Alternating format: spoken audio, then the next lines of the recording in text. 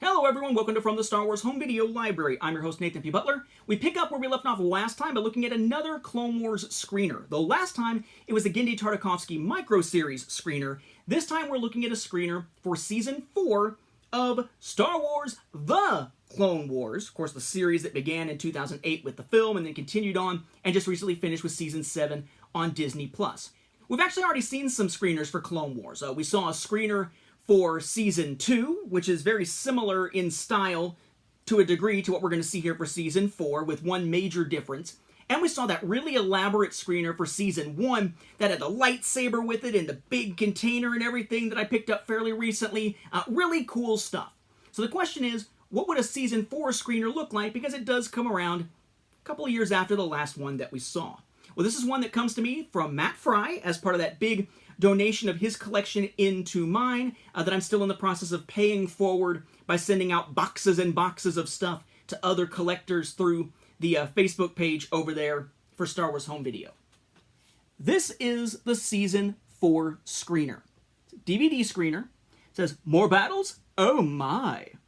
Then we have Savage and Obi-Wan, C-3PO and R2-D2, the Clone Wars in blue, Season 4 battle lines. Remember, they tended to give subtitles to some of the seasons, but not all. The back, yes, I'm covering up something on purpose here, says season premiere and then gives the date and time. Underneath has Cartoon Network logo with legalese, Lucasfilm with legalese, and the rating, TV rating down here in the corner. What this white part here says that I'm partially covering, it says for press materials and more information, visit, and it gives a web address and a password to get into it. In the Season 2 one we saw, there was a DVD screener of some episodes, and there was also a CD-ROM disc, or a CDR disc, I think it was, that actually let you go in and get all your press materials, like your pictures and your video clips and stuff like that, all on a disc that came with it. Same thing with Season 1. By this time, yes, there's episodes on a DVD as part of this screener, but all the press materials beyond that were all done through a website that was password accessed here. Kind of like sometimes I still get review copies of Star Wars, like audiobooks and stuff like that may be sent to me that include a password to get into it, say through Dropbox or something. All right. Inside, cool stuff here. Text about it that I'll read in a moment. Images from the season, really kind of neat looking. Season premiere gives the date and time and has that press material information there again. The text says, your favorite good guys are back. And your favorite bad guys are too, including one nasty villain you never thought you'd see again. The Clone Wars rage on and the battle lines have been drawn, but who will cross them this time? New worlds, more battles, and a universe of fun. Star Wars, The Clone Wars, Season 4. And you've got the actual disc here, again covering up the same information. Star Wars The Clone Wars Season 4 battle lines, premiere time, information about where to get the press materials there, logo for Cartoon Network, Lucasfilm DVD, and a product number, I guess, and then around the edge, your legalese, and then way down there at the bottom, the TV release date there. It is sort of a glossy type of label because I guess this was produced in-house, and you can tell that because it is a DVD-R, not a factory-pressed DVD.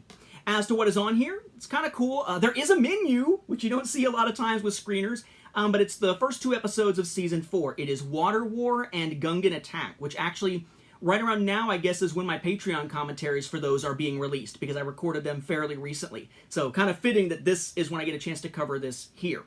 But again, a screener is just something to either get people to vote for something in an award show, or convince a store to put something on their shelves, convince a television network to promote something, that sort of thing. It's just one of those things that are part of the marketing process for films that once they're already out there, most of the time, they just get tossed, essentially.